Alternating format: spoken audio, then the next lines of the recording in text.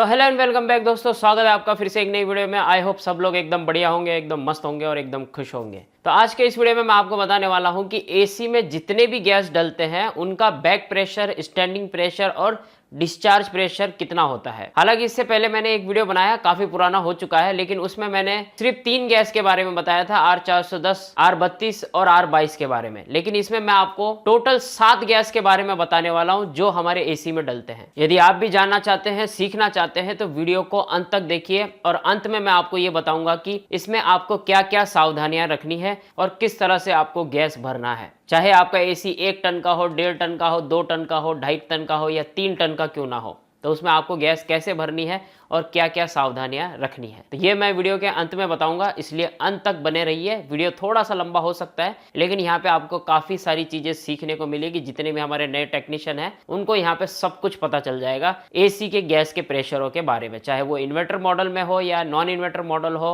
चाहे वो window AC हो या स्प्लिट एसी हो, सबके बारे में मैं बताने वाला हूँ यहाँ पे। और हाँ, वीडियो के अंत में लाइक जरूर कीजिएगा। मैं तो कहता हूँ अभी कर लीजिए, क्योंकि बाद में भूल जाते हो और आपका लाइक ही मेरी मेहनत का फल है। तो चलिए स्टार्ट करते हैं और देखते हैं।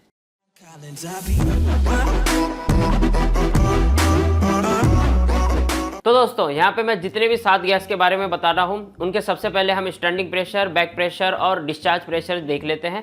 और हो सके तो किताब लेकर के बैठ जाइए और नोट कर लीजिए। अगर आपको नोट नहीं करना तो डिस्क्रिप्शन बॉक्स में इसकी चार्ट की लिंक दे दूंगा, वहां पे क्लिक करके इसे आप डाउनलोड भी कर सकते हैं। तो चलिए देखते हैं सबसे पहले गैस कौन सी है। तो यहाँ पे हमारे पास में है R22 गैस, जिसका स्टैंडिंग प्रेशर और बैक प्रेशर आप सभी को पता है, लेकिन फिर भी आप नोट कर लीजिए। स्टैंडिंग प्रेशर आपको इसमें देखने को मिलेगा। स्टैंडिंग प्रेशर मतलब कि जब आप एसी बंद करते हैं तब का ये प्रेशर होता है 150 से लेकर के 160 psi तक। और बैक प्रेशर तब होता है जब आप एसी को चालू करते हैं, तब आपको इसमें एक बैक प्रेशर देखने को मिलेगा 60 से 70 psi का। और डिस्चार्ज प्रेशर वहां पे चेक करते हैं जहां पे हमारी क्वार्टर की पाइप होती है, मतलब कि डिस्चार्ज लाइन। वहां पे अगर किसी एसी के अंदर आपको इस तरह का वाल्व लगा हुआ देखने को मिलेगा तो वहां से आप इसका डिस्चार्ज प्रेशर भी चेक कर सकते हैं। अगर आप इसकी पाइपलाइन खोल के इसके अंदर डायरेक्ट गेज मीटर लगा के चेक करेंगे हाई प्रेशर का, तो उसे कहते हैं पंपिंग। आप इसकी डिस्चार्ज की जो प्रेशर होती है, पंपिंग होती है, वो चेक करेंगे। लेकिन डिस्चार्ज प्रेशर तब चेक करते हैं जब इसमें गैस भरी भी हो। अब एक तरफ से इसका सक्शन प्रेशर चेक कर रहे हैं, जिसे हम बैक प्रेशर भी बोलते हैं, और डिस्चार्ज प्रेशर भी चेक करते हैं जहां पे डिस्चार्ज वाल लगा हुआ होता है। और उसी एसी में चेक कर सकते हो जिस एसी में वाल लगा हुआ होता है। अगर आपको किसी एसी में अगर ये वाल लगा हुआ नहीं मिलता है तो देखिए, आजकल के जितने भी एसी है आउटडोर यूनिट, उसके अंदर डिस्चार्ज प्रेशर चेक करने के लिए वाल लगा हुआ होता ही नहीं है। पुराने जितने एसी हुआ करते थे पहले के, उनमें आपको डिस्चार्ज प्रेशर चेक करने के लिए एक वाल लगा हुआ होता था। तो यहाँ से चेक करते हैं हम डिस्चार्ज प्रेशर। अगर आप वैसे नहीं कर सकते तो आप पियर्सिंग टूल का इस्तेमाल करके उसे वहां पे लगा के फिर वहां से आप उसका डिस्चार्ज प्रेशर चेक कर सकते हैं गैस डालने के बाद का। तो आखिर डिस्चार्ज प्रेशर से क्या होता है, इसके लिए मैं एक डेडिकेटेड वीडियो बनाऊंगा, तब आपको सारी चीज वहां पे समझ में आ जाएगी। तो उम्मीद है आपको यहाँ पे तीनों प्रेशर के बारे में समझ में आ गया। स्टैंडिंग प्रेशर, बैक प्रेशर और डिस्चार्ज प्रेशर, जो कि डिस्चार्ज लाइन से हम चेक करते हैं। तो चलिए बढ़ते हैं आगे। R32 गैस का स्टैंडिंग प्रेशर आपको देखने को मिलेगा 245 से लेकर के 255 psi तक, और इसी का बैक प्रेशर आपको देखने को मिलेगा 110 से लेकर के 120 psi तक। और इसका आपको डिस्चार्ज प्रेशर देखने को मिलेगा 350 से लेकर के 400 psi तक। और R290 गैस का प्रेशर आपको स्टैंडिंग प्रेशर देखने को मिलेगा 120 से लेकर के 130 psi तक, और बैक प्रेशर देखने को मिलेगा 65 से लेकर 70 psi तक। और डिस्चार्ज प्रेशर आपको देखने को मिलेगा 270 से लेकर के 300 psi तक। वहीं पे R410A का स्टैंडिंग प्रेशर देखने को मिलेगा 250 से लेकर के 260 psi तक, और बैक प्रेशर देखने को मिलेगा 120 से लेकर के 130 psi तक। और डिस्चार्ज प्रेशर आपको देखने को मिलेगा 450 से लेकर के 500 psi तक। और R407C ये जो गैस है ये काफ़ी कम देखने को मिली होगी। आप में से काफ़ी सारे दोस्त इसके बारे में जानते भी होंगे और आप में से काफ़ी सारे फ्रेंड इसके बारे में नहीं भी जानते होंगे। लेकिन मेरे को भी किसी एसी में ये गैस देखने को मिली है, लेकिन फिर भी मैं आपको यहाँ पे इनके स्टैंडिंग प्रेशर, डिस्चार्ज प्रेशर और बैक प्रेशर आपको बता रहा हूँ, जिससे कि अगर आपको इस तरह की गैस के ऊपर काम करने का मौका मिले तो आपको ये समझ में आए। हालांकि आपको इस तरह की गैस बहुत रियल केस में देखने को मिलेगी किसी एसी के अंदर। और मैं आपको बता दूं कि ये वाली गैस मुझे ज्यादातर विंडो एसी में देखने को मिली है, स्प्लिट एसी में नहीं देखने को मिली, विंडो एसी में ज्यादातर मुझे मिली है। और हमारे जितने वाटर कूलर होते हैं ना, उनके अंदर भी ये गैस देखने को मिली है और किसी किसी डीप फ्रिज के अंदर भी आपको ये गैस देखने को भी मिल सकती है। लेकिन मैं यहाँ पे एसी के बारे में बता रहा हूँ, तो आपको सारी गैस को नोट कर लेना। यदि आपको कभी फ्यूचर में या आगे आपको कोई ऐसा पुराना एसी मिल जाए जिसमें R407 गैस सी आपको मिल जाए, तो आप उसका स्टैंडिंग प्रेशर और बैक प्रेशर किस तरह से देखेंगे। अगर आपको वो गैस नहीं मिलती है तो उसका उपाय आप में से काफ़ी सारे दोस्तों को पता ही है। सीधी सी बात है, उसका कंप्रेसर बाहर निकालिए, कंप्रेसर का ऑयल चेंज करिए, कंप्रेसर को पूरी तरह से ऑयल डाल के फ्लश करिए और जहाँ पे भी वो कंप्रेसर लगा हुआ है एसी में या फ्रिज के अंदर, वहाँ से उसको पूरी तरह से फ्लश करके ऑयल बाहर निकालिए और जो गैस आप डालना चाहते हो उसी गैस का ऑयल उसके अंदर डालिए और वो गैस आप आराम से उसमें डाल सकते हैं। हाँ, ये भी हो सकता है कि आप जो गैस डाल रहे हैं तो आपको उसकी कैपिलरी भी चेंज करनी पड़ेगी, तो इसके लिए मैं अलग से वीडियो बनाऊंगा, तब आपको समझ में आएगा। तो उम्मीद है आपको यहाँ तक समझ में आया। तो चलिए मैं बताता हूँ इसका बैक प्रेशर, स्टैंडिंग प्रेशर। तो 407C का आपको स्टैंडिंग प्रेशर देखने को मिलेगा 180 से लेकर के 190 PSI तक और बैक प्रेशर देखने को मिलेगा 75 से लेकर 80 PSI तक। यहाँ पे इसका डिस्चार्ज प्रेशर आपको देखने को मिलेगा 280 से लेकर के 300 PSI तक। वहीं पे 404A का इसके अंदर आपको स्टैंडिंग प्रेशर देखने को मिलेगा 180 से लेकर के 190 PSI तक और बैक प्रेशर देखने को मिलेगा 80 से लेकर के 90 PSI तक और डिस्चार्ज प्रेशर आपको देखने को मिलेगा 275 से लेकर के 300 PSI तक। वहीं पे R417 इसमें स्टैंडिंग प्रेशर आपको देखने को मिलेगा 140 से लेकर के 150 PSI तक और बैक प्रेशर देखने को मिलेगा 60 से लेकर के 65 PSI तक और इसका भी डिस्चार्ज प्रेशर आपको देखने को मिलेगा 250 से लेकर के 300 PSI तक। तो ये थे हमारे टोटल 7 गैस जिनके बैक प्रेशर, स्टैंडिंग प्रेशर और डिस्चार्ज प्रेशर थे।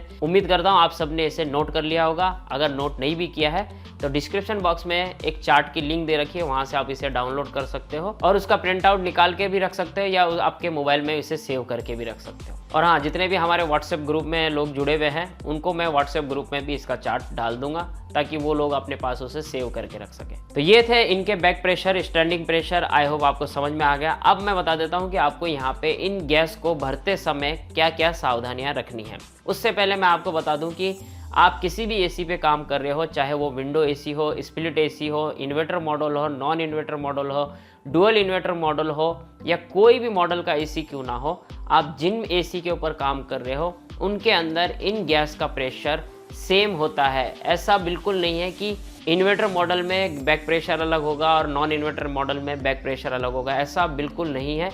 ये अपने दिमाग से चीज़ को निकाल दीजिए। और दूसरी बात, जब आप इसमें गैस डालते हैं तो आप चाहे विंडो एसी में डाल रहे हो, स्प्लिट एसी में डाल रहे हो या इन्वर्टर मॉडल में डाल रहे हो ना, या डुअल इन्वर्टर मॉडल में डाल रहे हो, सब में गैस डालने का तरीका बिल्कुल सेम होता है।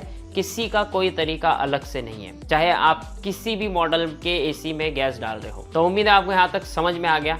अब देखिए, गैस डालने का जो तरीका है, सबसे सेफ तरीका जो मैं आपको बता रहा हूँ वो आप ध्यान से सुनिए। जब भी आपका एसी बंद हो, वैक्यूम आपने कर लिया है पूरे एसी को, पूरे सिस्टम को आपने वैक्यूम पंप से वैक्यूम कर लिया है, जब आप उसमें गैस डाल रहे हैं तो बंद एसी में सबसे पहले गैस डालिए। जितना भी गैस डाल सकते हो उतना उसमें गैस डाल दीजिए, स्टैंडिंग प्रेशर को चेक करते हुए। सपोज कीजिए कि आप R22 गैस डाल रहे हैं किसी एसी के अंदर और वो गैस 120 PSI तक चली गई है, उससे ज़्यादा वो गैस नहीं जा रही है, तो कोई बात नहीं, आपको वहाँ पे रुक जाना है। 10 से 15 मिनट का वेट करना है, जब तक गैस ने अपना पूरा सर्कुलेशन नहीं बना देती तब तक वेट करना है। फिर 10-15 मिनट के बाद में आपको एसी चालू करना है और एसी चालू करने के बाद में चालू कंडीशन में फिर आपको उसका बैक प्रेशर चेक करते हुए गैस को भर देना है, उसमें टॉप अप कर देना है। ये होगा आपका सबसे सेफ तरीका गैस भरने का। इसमें आपको कोई भी दिक्कत नहीं आएगी। लेकिन आपको ये बता दूं, इसमें सावधानी और क्या आपको मिल सकती है। आपने अगर किसी बंद एसी में गैस डाल दिया और 10-15 मिनट के बाद में उसे चला दिया है, तो आपको वहां पे देखने को मिलेगा कि आपने जितनी गैस डाली है, तो हमने R22 का एग्जाम्पल लिया है। R22 का बैक प्रेशर 60 से 70 के बीच में आना चाहिए, तो उसमें गैस अगर कम डली है तो वहाँ पे 30 PSI भी आ सकता है, 40 PSI भी आ सकता है और 50 PSI भी आ सकता है। आपको इतना देखने को मिलेगा। लेकिन आपको अगर वहाँ पे ये देखने को मिल रहा है कि आपने 120 PSI तक उसमें स्टैंडिंग प्रेशर के हिसाब से गैस डाल दी है बंद एसी में, और अब आपको वहाँ पे देखने को मिल रहा है कि जो आपकी गेज मीटर की सुई है वो माइनस में जा रही है। अगर वो माइनस में जा रही है तो इसका मतलब ये है कि उसके अंदर मॉइस्चर चला गया है, और आप उसमें अगर आप गैस और डालेंगे तो उसमें कोई फ़र्क नहीं पड़ने वाला, कोई कूलिंग नहीं आने वाली। उसके लिए आपने जितनी गैस डाली है उसे वापस निकालना पड़ेगा और उसे नाइट्रोजन से फ्लश करना पड़ेगा, ताकि उसके अंदर जितना भी मॉइस्चर है वो फ्लश करने से बाहर निकल जाए। और एक नाइट्रोजन ही ऐसा पदार्थ है, ऐसी गैस है जिसकी मदद से एसी के अंदर, सिस्टम के अंदर जितना भी पाइप के अंदर मॉइस्चर है वो सारे मॉइस्चर को सुखा देता है, ख़त्म कर देता है। और फिर उसके बाद में आप उसे वैक्यूम करेंगे और उसके बाद आप गैस डालेंगे तो आपकी प्रॉपर गैस उसमें चली जाएगी और जो सुई माइनस में जा रही थी वो आपकी माइनस में नहीं जाएगी। तो उम्मीद है आपको समझ में आ गया कि जब आप गैस डाल रहे हैं तो सुई माइनस में जा रही है तो उसमें आपको नाइट्रोजन डाल के फ्लश करना पड़ेगा, फिर दोबारा से वैक्यूम करके गैस डालनी पड़ेगी। इसका इलाज सिर्फ और सिर्फ यही है, इसके अलावा इसका इलाज कोई नहीं है। अगर आप गर्मियों में, अगर आप गर्मी के दिनों में किसी एसी में गैस डाल रहे हो और उसमें तब ये दिक्कत आती है तो उस दौरान आप क्या कर सकते हैं कि इंडोर यूनिट के अंदर पूरे ढक्कन को, पूरे कैप को बाहर निकाल के उसको ब्रेजिंग टॉर्च के जरिए कूलिंग कॉइल को हल्के हल्के गर्म कर दीजिए, हल्के हल्के गर्म कर दीजिए। अगर वैसे नहीं कर सकते तो गर्म पानी में कपड़े को गीला करके पूरे कूलिंग कॉइल के ऊपर बिछा दीजिए, ताकि वो जो कूलिंग कॉइल है वो गर्म हो जाए और एक तरफ आप उसे वैक्यूम पे लगा दीजिए। वैक्यूम पे जब लगा हो तभी आपको ये प्रोसेस करना है। उससे क्या होगा कि इंडोर यूनिट के अंदर, ज़्यादातर इंडोर यूनिट ही ठंडा रहता है, आउटडोर यूनिट गर्म रहता है। भले ही आपकी सुई माइनस में आ रही है तब भी आउटडोर यूनिट आपको गर्म देखने को मिलेगा। तो ऐसा करने से क्या होगा कि मॉइस्चर जो है वो गर्म हो जाएगा। ठंडा होने की वजह से मॉइस्चर बाहर नहीं निकल पाता, मॉइस्चर गर्म हो जाएगा, उसमें थोड़ी सी भाप बन जाएगी ताकि वो वैक्यूम के जरिए बाहर निकल जाए। और ऐसा हमने एक बार नहीं, कम से कम 10-20 बार किया है, इसलिए मैं आपको ये ट्रिक बता रहा हूँ। आप ऐसा कर सकते हैं। नहीं तो आपके पास में ऑप्शन है कि आप नाइट्रोजन गैस का इस्तेमाल करके उसे फ्लश करिए और फिर उसके बाद वैक्यूम करके गैस भरिए, तो आपकी जो माइनस में सुई जा रही है ये प्रॉब्लम आपकी सॉल्व हो जाएगी। तो ये आपको खास तौर पे सावधानी रखनी है। और बंद एसी में जितना हो सके, कोई भी गैस इस्तेमाल कर रहे हो, कोई भी गैस चार्ज कर रहे हो सके उतना उसे बंद एसी में पहले चार्ज कीजिए।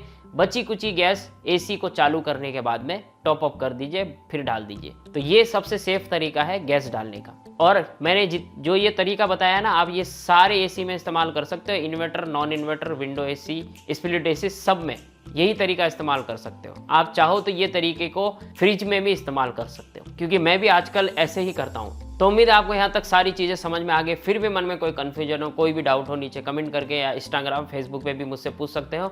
उन सब की लिंक डिस्क्रिप्शन बॉक्स में दे रखी है। और आई होप ये वीडियो आपके लिए काफ़ी हेल्पफुल रहा है, तो प्लीज़ लाइक ठोक दो, क्योंकि आपका लाइक ही मेरी मेहनत का फल है। और इस वीडियो को अपने दोस्तों के साथ में जरूर शेयर कीजिए, ताकि वो भी हमारी इस फैमिली का हिस्सा बन सके। और चैनल पे नए हो तो सब्सक्राइब जरूर कीजिए, क्योंकि काफ़ी सारे लोग सब्सक्राइब नहीं कर रहे हैं। और सब्सक्राइब एक ही बार करना है, और जैसे आप सब्सक्राइब करते हैं, हम नया वीडियो डालते हैं तो उसकी नोटिफिकेशन आपको मिलती है उससे। तो thank you so much watching this video. मिलते हैं अगले वीडियो में कुछ और नया लेकर के, कुछ और इंटरेस्टिंग लेकर के। अपना और अपनों का हमेशा ख्याल रखिए, खुश रहिए, मस्त रहिए, ऑलवेज कीप स्माइलिंग। जय हिंद।